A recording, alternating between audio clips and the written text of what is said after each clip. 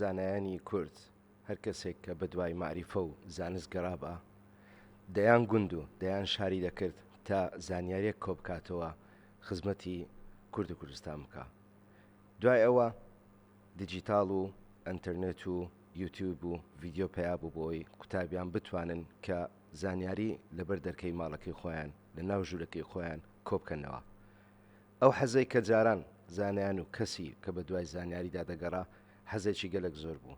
ئەمڕۆ ئەو حەزە کەم بۆتەوە لەگەڵ ئەوەی کە ئاسانکارێکی گەلک زۆریش ئەنجام درراوە بۆ ئەوەی قوتابی بگا بە هەر زانیاریەک کە پێویستی پێبیتن. وەزارەتی پەروەردەی حکوومەتی کوردستان و کابینەی نوێیەم هەوڵێکی زۆری داوە هەنگاوێکی زۆر گەورەی ئەنجام داوە بۆ ئەوەی کە کوردستان لە بە دیجیتالکردنی پەروەردە و بە دیجیتالکردنی زانیاری بێبەش نەبێتن. بۆ ئەم مەبەستەش کۆمەڵە قوتابخانەیە کە نێزیکەی 6 قوتابخانە سیستەمی قوتابخانەی دیجیتاڵی تێیدا ئەنجام درراوە. بۆ مەبەستەش حەزمان کرد میێوانداری مامۆستا شیلان خەلیل جنەید بکەین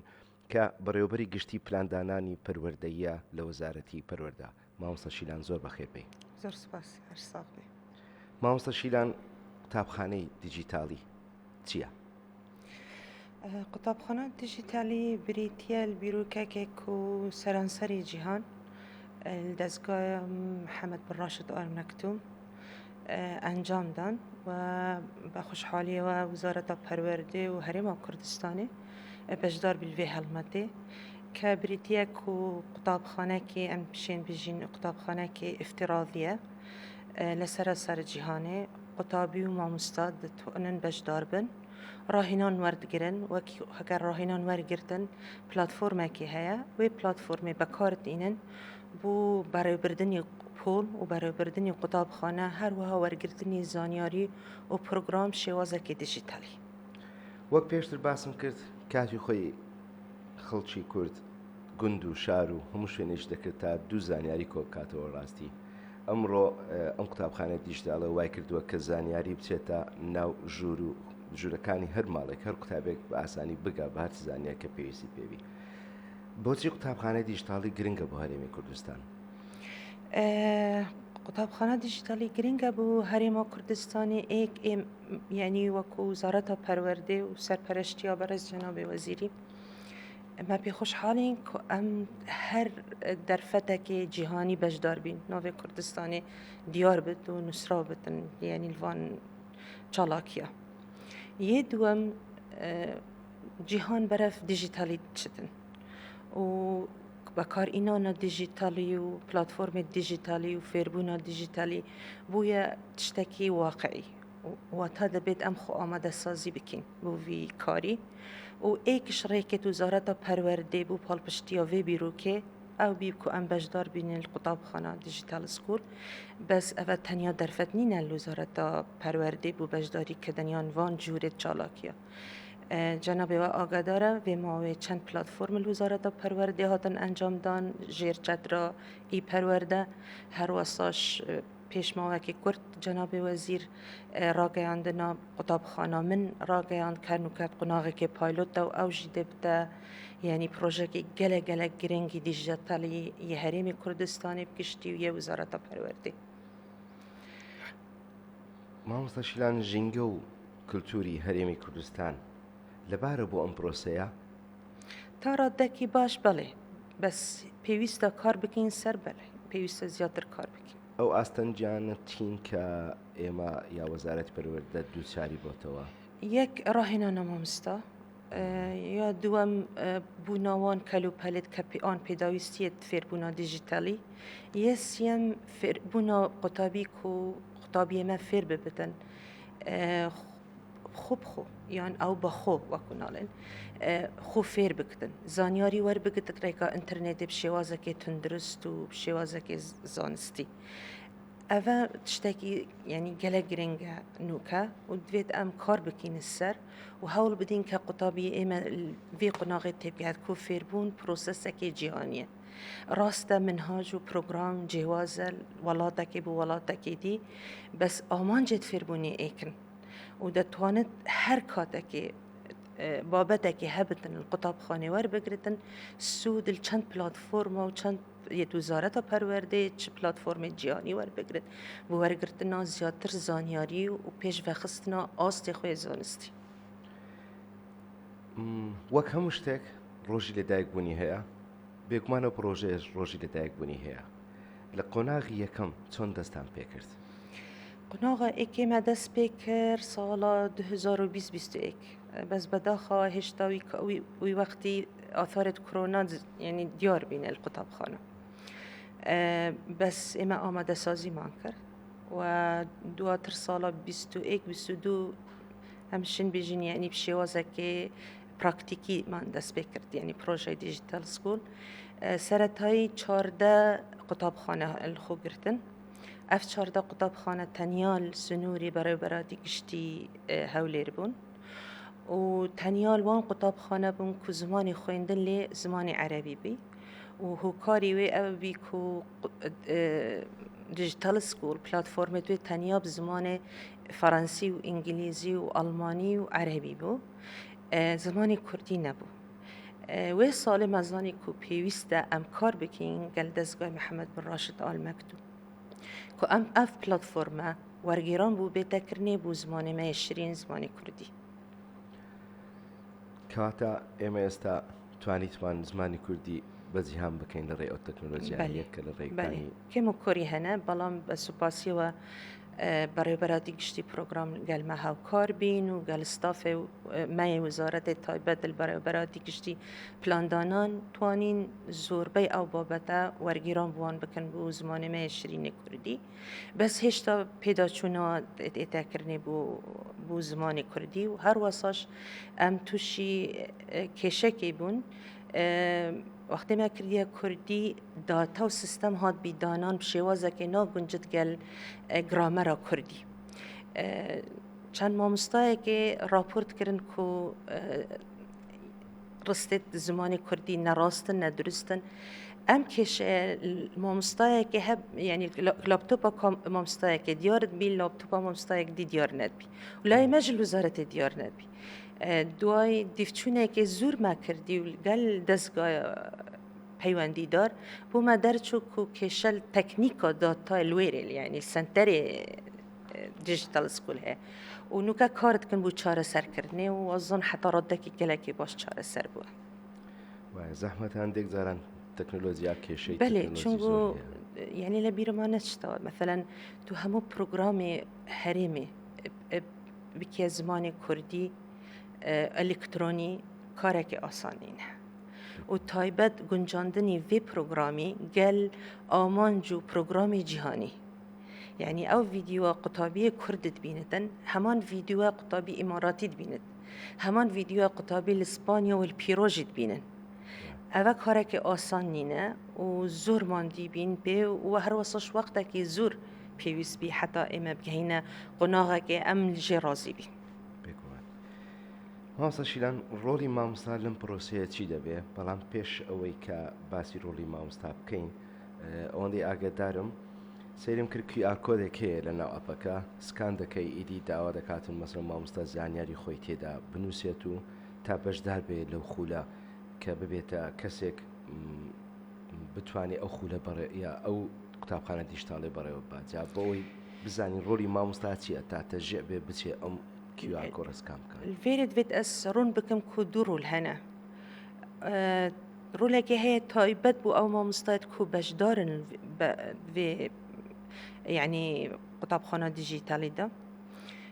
كو نزيكي وكو جنابة أما جابكري شس قطاب خانة رولي وانا رولك السراكية كو فيت حفتي جاركي القطاب خانة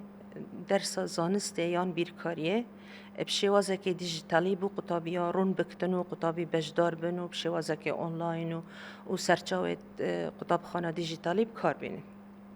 اوه جنابت دا آماجه پیکردی اوه حلمتک دیه اوه حلمت دا راهنانا 10,000 مامستانه سرانسر حریم کردستانه او مامستاید وید چند زانیاریا پر بکن حتی بجدار بن الوی هلماتی بونمونه مدوید ام دنیا بین کستاف وزارت پرورده چونگو اف هلمته تایبته بو مامستای استاف وزارت پرورده و تایبت قطابخانه حکومی هر واساش ام دنیا بین چند جمارت مامستای کو بجدار بینه الهمی اداره و اداره سربخ و پارزگت هرمی اوج بویا یعنی هو کار کو او ماوک ما مستاب ناوی خود تومار کردیه بس حتی نوکا راهنان دست بینه کردیه یک بر یعنی انتظاری اود کن کو جماره باش ما مستابش دار بن و خالد دوش اما حتی بدلنیا بین کو فعلا او ما مستای اما تا راهنان دست بکرد بس واب زانم هر ما مستای که ناوی خود تومار کردی نامک بود شویه خیرهات ناوی کردی ابو پلاتفورمه هر وصاب بیشتی یعنی ما وقت پیدا شد حتی راهنان دست بکردن یا خلی راهنان دست بکرد بو برد چه راهنان بو ما مستایانه دکاتن راهنان استافکی تایبته هات یه دست نشان کردنی لسر پلاتفورم دیگه و ام کسید راهنان دیکن راهنان ورگردین الجامعه اریزونا و اوه گرینگیا پروژه کو کاتی ما مستار راهنان تاود کد بسرکوتی همی قناقه کان دی بروانامکی نیو دولتی ور بگرد تواند الهر دولتکی یعنی هر شوینه که سرانسری جهانی بکار بیند کو او ما مستایکی راهنانه که نیو دولتی ورگردیه تایبت چونتی گوتنه و درسه بشوازه که دیجیتالی زیاتر پشت با مامۆستای ناو خۆ دەبەستن بەو شێوە بێ بله کەسییانە کە کەسی من هەنە ڕاهێنان مان هەنە ئەوە چەند ساڵە ڕاهێنان ستافی پلاندانان وەردگرن و ئەوش بەشدارن لەو پرۆسیسە بەس ڕاهێنانە فعلی دێ ئێتە ئەنجامدان وەکۆم گوتی بوو ئەو کەسێ بوو ئەو تیئۆتیێت الدەستگای محەممەد بن ڕاشد ئال مەکتوم ڕاهێنانی ڕاستەخۆ وەرگرتینە جامیعە ئەریزۆنای ئەمریکی بابەتەکانی ئەو ڕاهێنانە چین کە ڕاهێنیان پێ دەکرێتن کە ڕاهێنان بابەت چێوازن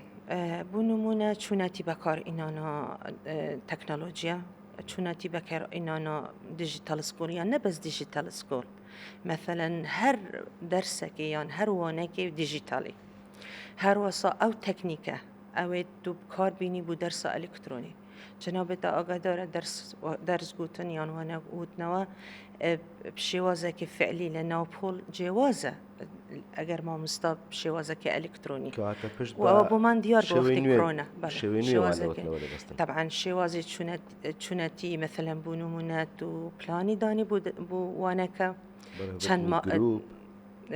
دابشکردنی کاتی وانەکە هەروەهاش مثلەن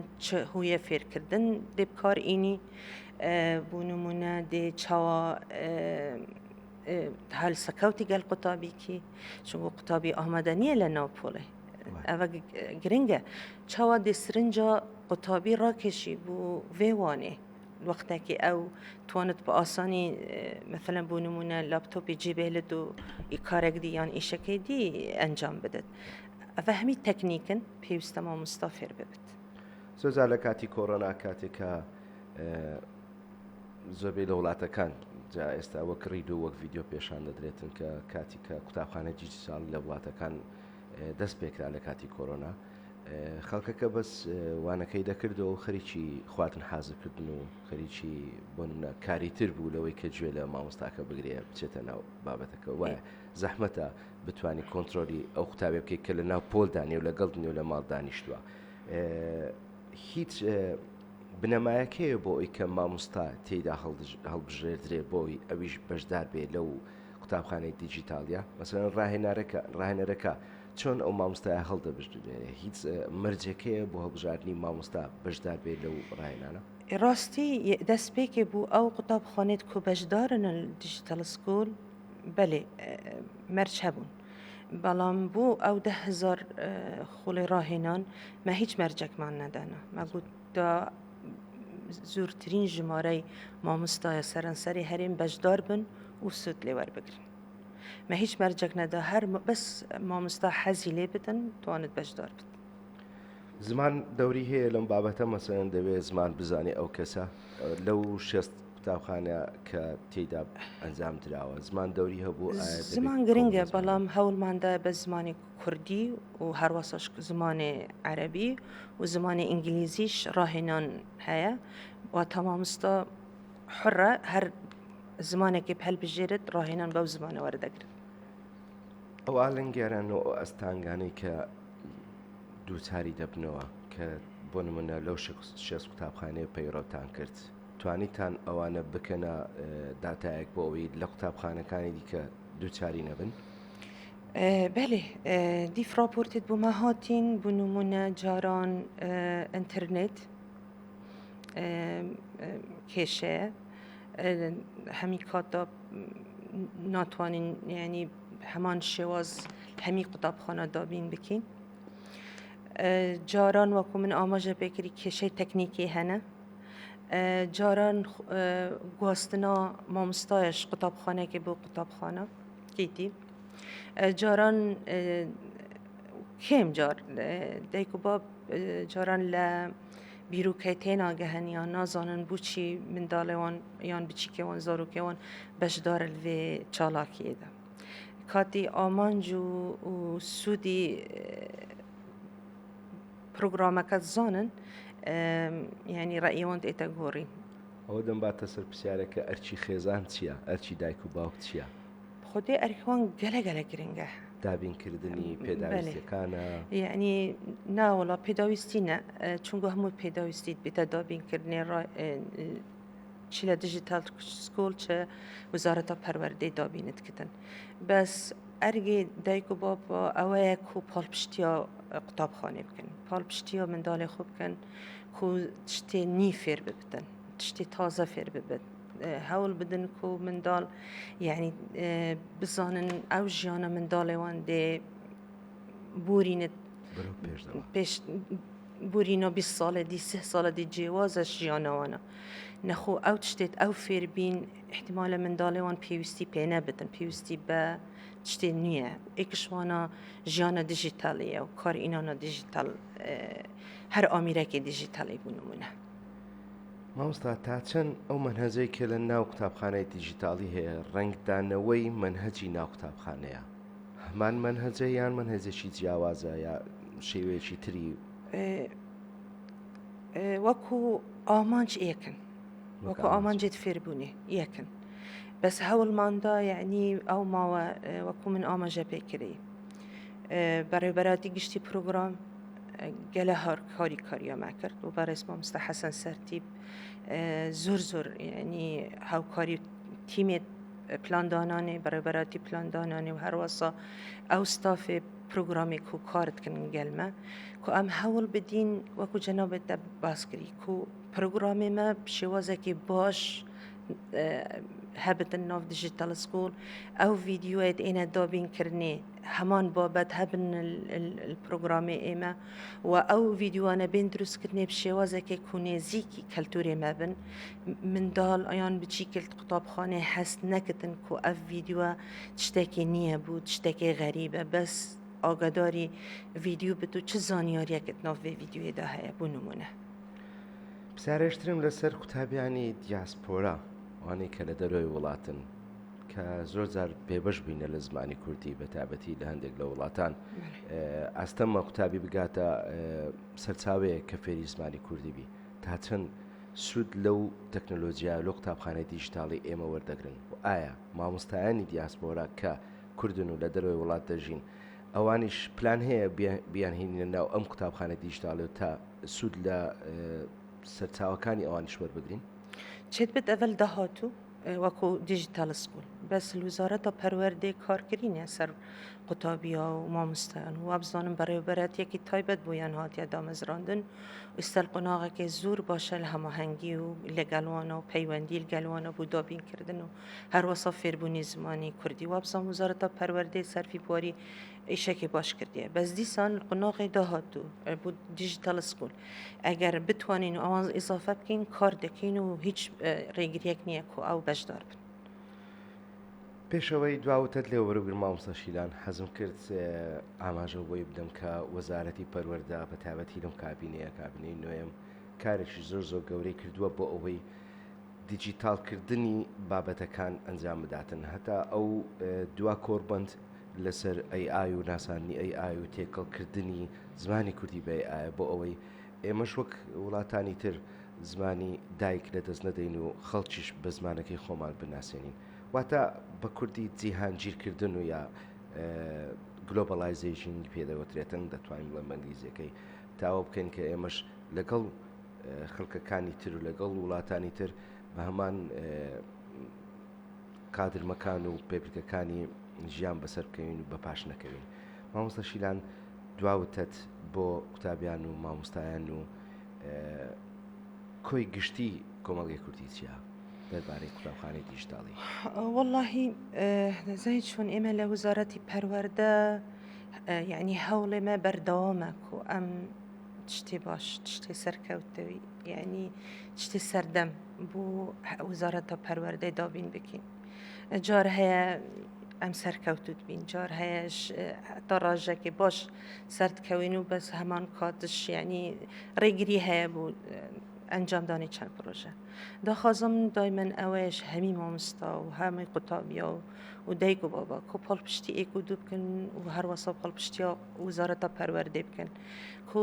منداڵێ مە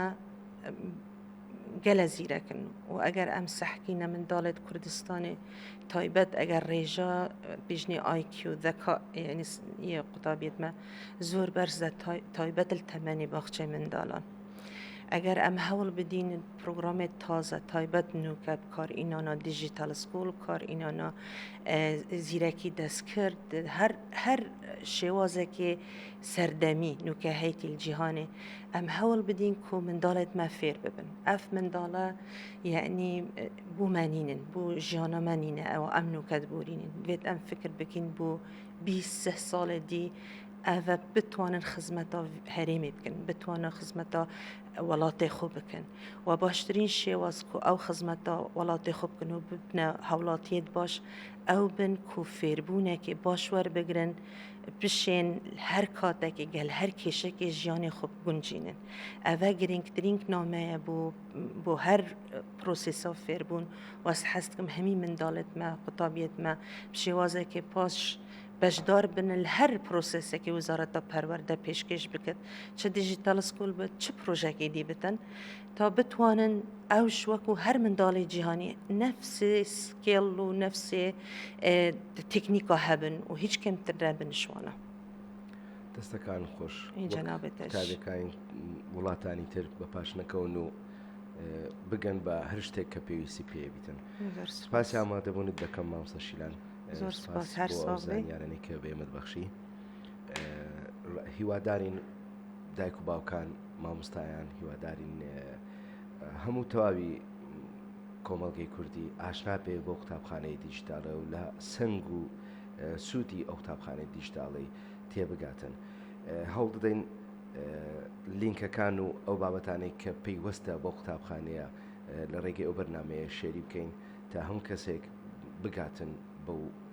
قوتابخانەی دیجیتالە و بزانی کە چی تێدایە دووبارە زۆر زۆر بەخێربێ بۆ بەرنامەکەمان زۆر سپاس مەمنون جەنابان سپاسی ئامادەبوانیش دەکەم کە تا ئێستا لەگەڵمان و توانن سەری بەرنامەکەیان کردووە تا بەرنامەیەکی تر بەخێر بەجێ ببینێن زۆر زۆر سپاس